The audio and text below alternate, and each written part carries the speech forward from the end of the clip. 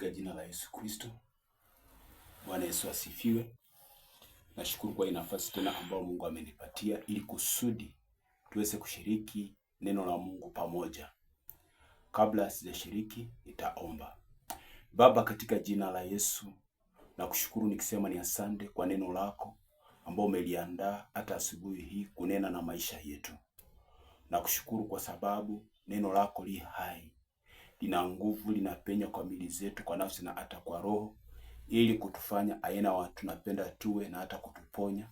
Na hapo shiriki na nyenyekea nywani mwako uinuliwe. Kwa jina la Yesu naomba na kuamini. Amen.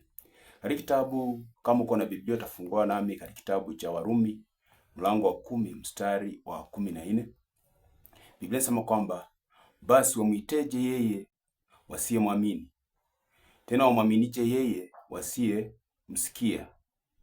Tena wamsikieje pasipo mhubiri? Amen. Siku ya leo napenda nishiriki nasi ujumbe wa neno ambalo niko nalo ni kuhusu nguvu ya imani. Ni nini maana ya neno imani? Imani ni kuwa na uhakika na matarajio kutoka kwa Mungu. Hiyo ni tafsiri rahisi yenye mimi naweza nikaelewa. Na Biblia inasema kwamba pasipo imani hatuwezi tukampendeza Mungu. Na kila anayemjia lazima amini kwamba Mungu yupo na huwapa thawabu wanaomtafuta.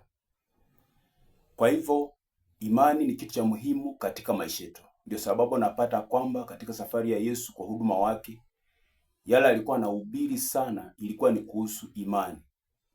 Utapata mafundisho alikuwa anafundisha ni kuhusu imani, na pia wale alikuwa anakutana na wao kama labda ana uhitaji wa uponyaji ama kukombolewa, Yesu angelisema kwamba nenda kwa amani, imani yako imekuponya, ama ufanyiwe kulingana na imani yako. Imani ni ufunguo wa kila kitu ambacho tunahitaji. Imani ni mkono wa kupokea kile tunachohitaji. Kuna aina 3 za imani. Kuna imani anayoitwa imani hafifu, ambayo Yesu mwenyewe anasema kwamba imani haba. Na pia kuna imani ambayo inajulikana kwamba imani ndogo. Na kuna imani inayojulikana kwa imani kubwa. Imani hafifu inamaanisha kwamba unajua ukweli kuhusu neno la Mungu. Hata unajua maandiko yanasema nini, lakini haudhubutu hata siku moja kupractice chenye Mungu ameweza kunena. Mtu kama huyo usitarajie kupokea chochote toka kwa Mungu. Na imani ndogo inamaanisha kwa Yesu mwenyewe akasema kwamba mtu akiwa na imani ndogo kama punje ya haradali ataambia mlima ung'oka na uchitupe baharini. Imani ndogo ni imani aina gani?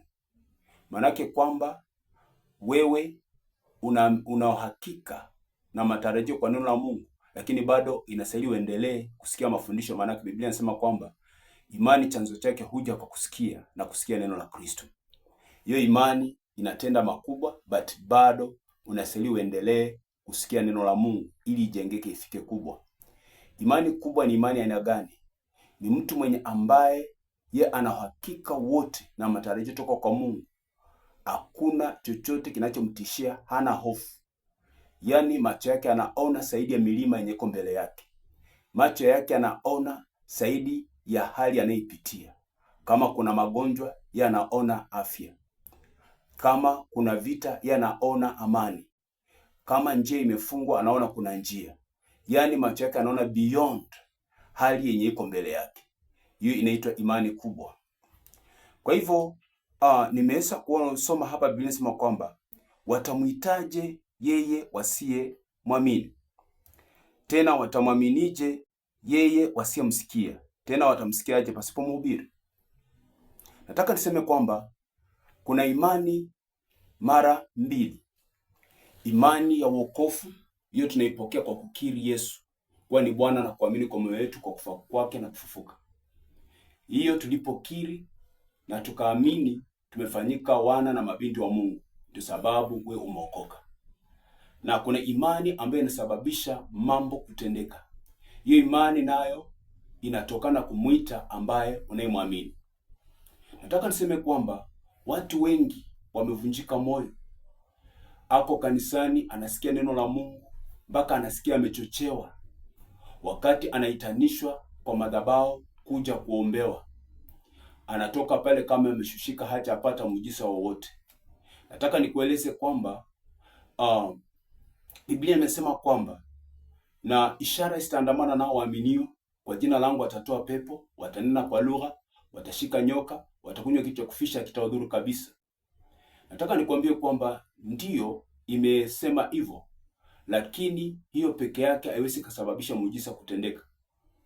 Na pia tunaangalia kwa Biblia, utapata kwamba Yesu wakati alipomtuma wa mitume wake katika kitabu cha Marko kwenda kuhubiri Injili, aliwatuma wawili, na walipofika kule Biblia inasema kwamba wakaweza kutoa wengi mapepo na kuwatia wagonjwa mafuta, na wakapokea uponyaji. Mafuta kutiwa ni Biblia, lakini hii haiwezi katoa pepo ama ikaponya. Chenye kinasababisha mtu apokee uponyaji ama akombolewe ni imani. Maanake kwamba mwenye anahubiri, yeye anahubiri akikuita akiwa na uhakika kwamba utapokea muujiza. Na wewe mwenye unatoka kule pia inasili ukuje na uhakika kwa moyo wako kwamba utapokea muujiza. Maanake tunaunganisha imani yetu pamoja ili muujiza uweze kutendeka. Lakini wengi wao wakati anapoondoka akija madhabahuni, akifika njiani anasikia hali inamuongelesha.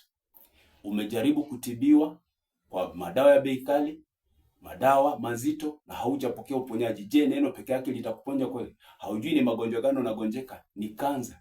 Haujui ni hali gani unaipitia, ni uchawi. Haujui hali gani unaipitia, ni laana. Nataka nikwambie kwamba ukija mbele za Mungu na moyo hakika na matarajio, Mungu atakutendea. So kwa hivyo ombi langu ni kwamba omba Mungu aongeze increase your faith ndani ya neno la Mungu. Usiwe na mashaka kwa neno la Mungu. Wakati unapoomba, amini kwamba imetendeka. Yesu akasema kwamba tukiomba tuamini kwamba imetendeka, kile tumeomba kile kitakuwa chetu. Pia ukisoma neno la Mungu, ukisikia linahubiriwa, amini, usiwe na mashaka, maana mashaka ndio raba ya kufutilia miujiza mbali. Napenda nikomee pale, uende kawa kuna hitaji uko nalo, unataka Mungu aweze kukutendea.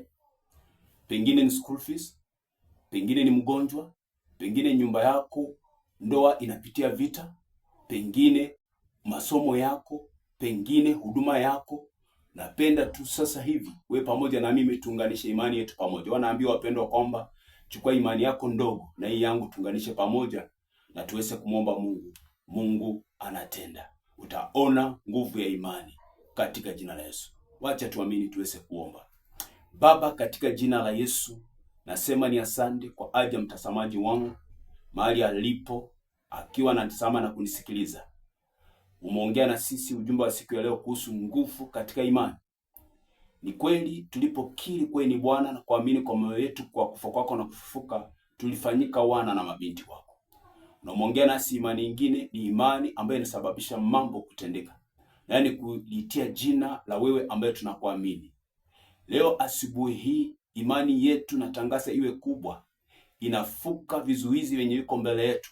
Hali tunaipitia tuweze kuona ushindi, sababu wewe mwenye tunakutumikia una uwezo na nguvu zote. Huyu mwenye anapitia vita katika ndoa yake, iponye. Mahali penye kuna dharauliwa, natangaza heshima. Mahali penye kuna kuchukiwa, natangaza upendo. Mahali penye kuna kukataliwa, natangaza kukubalika kwa jina la Yesu. Pangusa machozi ya huyu mpendwa, ondoa uchungu, ondoa huzuni, ondoa aibu katika maisha yake kwa jina la Yesu.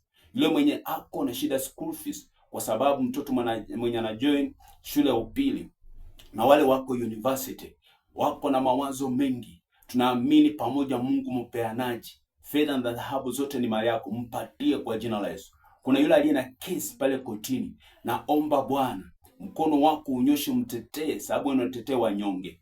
Baba, naomba yule anapitia vita usiku na hata asubuhi anateswa na mapepo, natuma nguvu zako na uweza wako zinazoleta ukombozi. Vile imeandikwa Zakaria 9:11 kwamba damu ya agano iliyo madhabahuni inawafungua wafungwa wetu kutoka katika shimo lisilokuwa na maji. Mkomboe toka prison ya shetani na natangaza uhuru wake. Asante maana Mungu umetenda.